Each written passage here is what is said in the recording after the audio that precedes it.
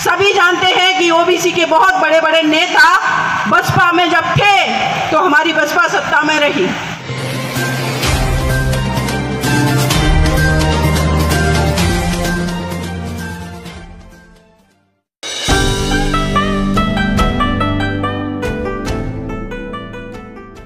मंच पर आसीन भंते जी, पूजनीय भंते जी को मैंने सुना। मंच पर आसीन हमारे तमाम साथीगण, अब सभी लोगों को मेरा क्रांतिकारी जय भीम। जैसे कि अभी मैंने मंच पर बहुत लोगों को सुना और अभी हमारे भाई जो मंच का संचालन कर रहे हैं उन्होंने मुझे बताया, आप सभी को बताया। देखिए, भंते जी को मैं सबसे पहले एक जवाब देना चाहती हूँ, ये ज़रूरी है। बहुजन समाज पार्टी सिर्फ पार्टी नहीं है, ये एक परिवार है और मैं अपने परिवार में पूरी तरीके से भावनाओं के साथ तार्किक रूप से सम्मिलित हुई हूँ। आप सभी लोग वाकिफ़ हैं, आफ्टर निर्भया केस 2020 में जब निर्भया केस डिसाइड हुआ, यही बीजेपी पार्टी आपकी इस बहन बेटी को कितने ऑफर दिए होंगे, इस चीज़ को आप लोग एक बार सोचिए। समाजवादी पार्टी उत्तर प्रदेश में हमारे साथ स्वयं अम्बेडकर जो हैं, जिन्होंने बहन जी ने जिनको हमारे साथ में दिल्ली प्रदेश में काम करने के लिए लगाया है, और तमाम जो हम केस अपनी बेटियों के लिए लड़ रहे हैं उनमें हमारे साथ बराबर कंधे से कंधा मिला करके खड़े रहते हैं जितेंद्र कुशवाहा जी। इन लोगों को पता है, सुबह शाम कॉल आते थे, लगातार 1 महीनों तक कॉल आए हमारे पास उन पार्टियों के जो सत्तारूढ़ पार्टियां हैं। लेकिन आपकी इस बहन ने चुना किसको? जिसकी आइडियोलॉजी मानवतावादी आइडियोलॉजी है, उस पार्टी को चुना है और वो है बहुजन समाज पार्टी। मानवर साहब कांसीराम जी के संघर्ष को आप सभी लोगों ने अगर मुझसे जुड़े हैं, मैंने फेसबुक लाइव हमेशा किया, मैंने खुल करके बात की। इस देश की एकमात्र पार्टी है बहुजन समाज पार्टी, जिसको हम किसी भी मंच पे, सिर्फ भारत नहीं वैश्विक पटल पर किसी भी मंच पर ये कह करके जस्टिफाई कर सकते हैं कि हाँ, हम उस पार्टी से आते हैं जो समता मूलक समाज की बात करती है। हाँ, हम उस पार्टी से आते हैं जो मानवता की बात करती है, और वो पार्टी है बहुजन समाज पार्टी।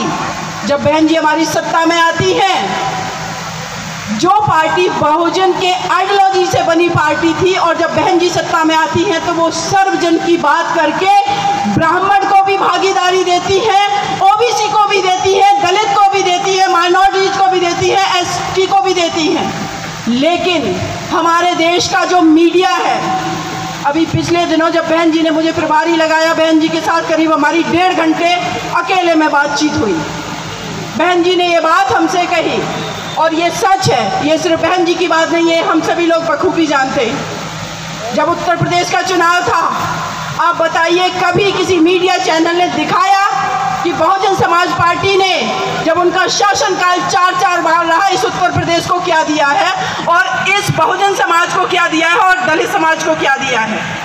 एक बार आप जाकर के देखिए, अगर उत्तर प्रदेश में बहुजन समाज पार्टी का डेवलपमेंट निकाल दिया जाए, उत्तर प्रदेश में देखने लायक लखनऊ में कुछ नहीं बचेगा। ये सच है। चाहे वो अंबेडकर पार्क बनवाए हों या तमाम हॉस्पिटल बनवाए हों, महामाया इंटर कॉलेज बनवाए हों, 6 विश्वविद्यालय बनवाए हों, या एक्सप्रेस वे, भारत में पहला कॉन्सेप्ट हमारी बहन जी लेकर के आई है। ये वो पार्टी है और मैं सैल्यूट करती हूँ वाम सेव के लोगों को, हमारे पदाधिकारियों का, जो कि कभी फ्रंट पर नहीं आते हैं, लेकिन उनकी खून पसीने की कमाई के सहयोग से ये पार्टी आज तक चल रही है। लेकिन जो वर्तमान का सिनेरियो है, जो सत्ताधीन पार्टी है, वो है आज के डेट में बीजेपी। ईडी उनके पास है, सीबीआई उनके पास है, इलेक्शन कमीशन उनके पास है, मीडिया उनके पास है, बड़ी फंडिंग पूंजीपतियों की उनके पास है। हमारे पास क्या है? हमारे पास है आप लोगों का डेडिकेशन, आपका त्याग, आपकी तपस्या, आपका पैसा, सब कुछ आपका है। और ये पार्टी मेरे अपने लोगों की खून पसीने की सिंचाई से बनी पार्टी है। भंते जी ने जैसे अभी कहा ओबीसी के लिए, मैं आपकी बात से सहमत हूँ। नो डाउट पॉलिटिक्स में उथल पुथल होती है, लेकिन ये भी सच है, सभी जानते हैं कि ओबीसी के बहुत बड़े बड़े नेता बसपा में जब थे तो हमारी बसपा सत्ता में रही। और ये भी सच है कि बहन जी ने जिस स्ट्रैटेजी से काम किया उस वजह से हम सत्ता में आए और आज भी इस देश की तीसरी सबसे बड़ी नेशनल पार्टी हमारी बसपा है, कोई और पार्टी नहीं है। उत्तराखंड में हमने 2 विधायक बनाए हैं, पंजाब में बनाए हैं, तमिलनाडु में हमारे जो रिटायर IPS भाई वो सक्रिय हैं, दिल्ली में भी हम फिर से सक्रिय हो रहे हैं। जो हमारी थोड़ी बहुत निष्क्रियता थी हम लोग सक्रिय हो रहे हैं। अगर बहन जी ने मुझे भेजा है यहाँ पर, मैं दावे के साथ कहती हूँ आप लोग अगर हमारा साथ देंगे हम आपके लिए दिन रात एक कर देंगे और हम दोबारा से लौटेंगे, क्योंकि ये सच है।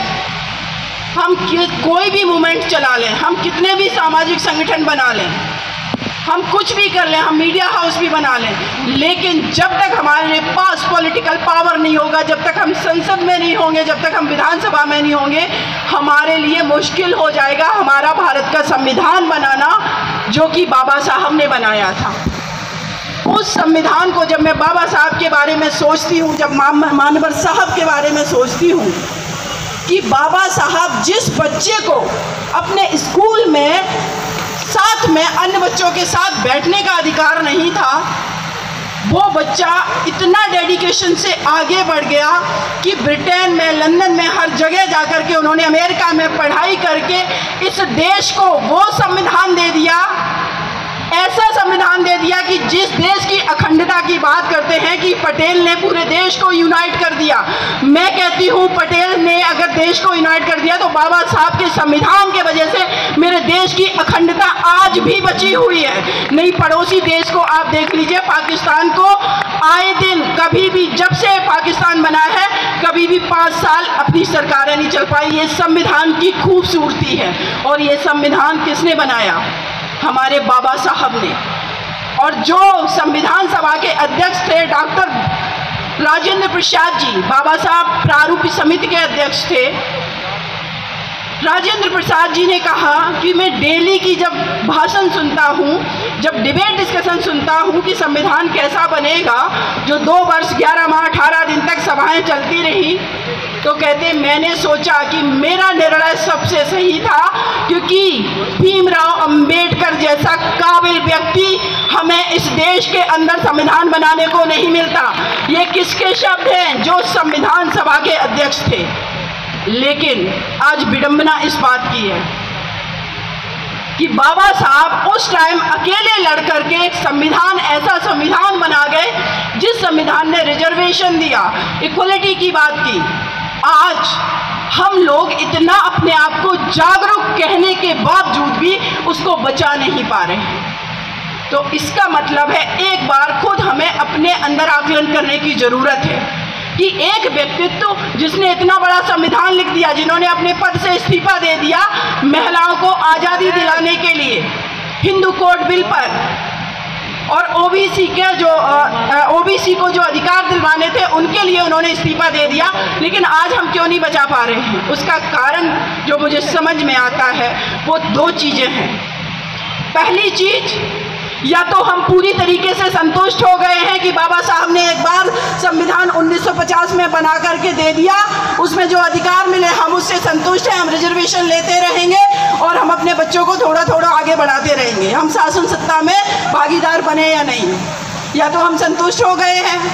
अगर संतुष्ट नहीं हुए हैं तो मुझे ये लगता है कि हमारी यूनिटी जो थी, जो मानवर साहब ने, कांसीराम जी ने हम लोगों को यूनाइट कर दिया था, वो हमारी यूनिटी कहीं ना कहीं टूटी है। ये भी कारण हो सकता है। ये 2 मुझे प्रमुख कारण समझ में आते हैं। लेकिन मेरा ये मानना है कि अभी जो उत्तर प्रदेश में जिस तरीके का रिजल्ट आया है, वो रिजल्ट ये मत मान के चलिए आप लोग कि हमारा मूवमेंट कमज़ोर पड़ गया। नो डाउट थोड़ा बहुत कमज़ोर हुआ है, लेकिन उसके बहुत सारे और भी कारण हैं। ईवीएम पर भी लोगों ने ब्लेम लगाया है और भी बहुत सारे कारण हैं। लेकिन ये भी सच है कि भविष्य जो है वो बहुजन समाज पार्टी का भविष्य है, क्योंकि आज यूनिवर्सिटी में पढ़ने वाला अगर ब्राह्मण का बच्चा है मैं खुद इस चीज़ को आप लोगों के सामने कह रही हूँ। IAS की मैंने तैयारी की। मैं जिस हॉस्टल में रहती थी, जब किसी ब्राह्मण समाज की बेटी हमसे ये कहती रिजर्वेशन गलत है, और जब मैं आर्ग्यूमेंट उससे करती फिर डिफीट कर देती। इसलिए क्योंकि हम जस्टिफाई कर पा रहे हैं किस चीज़ को, संविधान को हम जस्टिफाई कर पा रहे हैं, मानवता को हम जस्टिफाई कर पा रहे हैं, समतामूलक समाज को। और ये जस्टिफिकेशन कहाँ है? हमारे संविधान में, हमारी बहुजन समाज पार्टी के विचारों में, हमारे मानवर साहब ने जो कहा, बाबा भीमराव अम्बेडकर जी ने कहा, या हमारे तमाम महापुरुषों ने जो बातें कही। लेकिन वो अलग बात है कि इतिहास लेखन में हमारे महापुरुषों ने जो लिखा उसको पढ़ाया ही नहीं गया। अब आप सोचिए कि स्कूल के सिलेबस में बाबा साहब को पढ़ाना, मानवर साहब कांसीराम जी को पढ़ाना, हमारे महापुरुषों को पढ़ाना कितना ज़रूरी है। आप उन सिलेबस में जो हमारे बच्चे पढ़ रहे हैं, उस पाठ्यक्रम को आप कैसे शामिल कराएंगे? क्या बिना शासन सत्ता में आए आप शामिल करा सकते हैं? वो तो मैं अगर लाखों सैल्यूट करूं मानवर साहब कांसीराम जी को, जिन्होंने चाहे वो OBC समाज के, जो बहुजन समाज के जितने भी महापुरुष हैं, उनको बहुत हद तक लोगों के घरों में पहुंचा दिया है। उनकी बहुत बड़ी देन है। अदरवाइज हम सभी लोग जानते हैं, आज लोग मजबूर हैं बाबा साहब की जयंती मनाने के लिए। यही दिल्ली में केजरीवाल जी, आज उन्होंने बाबा साहब के नाम पे स्कूलों के नाम रखे। मैं दावे के साथ कहती हूँ, ये राजनीति नहीं कर पाएंगे अगर दलित समाज, OBC समाज, माइनॉरिटीज़ को, हर किसी को ये पार्लियामेंट भेजेंगे, क्योंकि इतनी जागरूकता आएगी एक समय में। लेकिन उसके लिए हमें यूनाइट होने की ज़रूरत है। हमें अपने व्यक्तिगत हित को साइड रखना पड़ेगा। मैंने अपना व्यक्तिगत हित साइड रख दिया। मैं पूरी तरीके से अपनी पार्टी के लिए समर्पित हूँ। कुछ भी हो जाए, इस पार्टी में हूँ, उम्र रहूँगी, क्योंकि दूसरी पार्टी कोई है ही नहीं जो मानवतावाद की बात करे। हम बुद्ध को मानने वाले लोग हैं, जहाँ मानवता की बात होगी वहाँ जाएंगे। तो ये सच है। और आगे मैं आप सभी लोगों का शुक्रिया अदा कर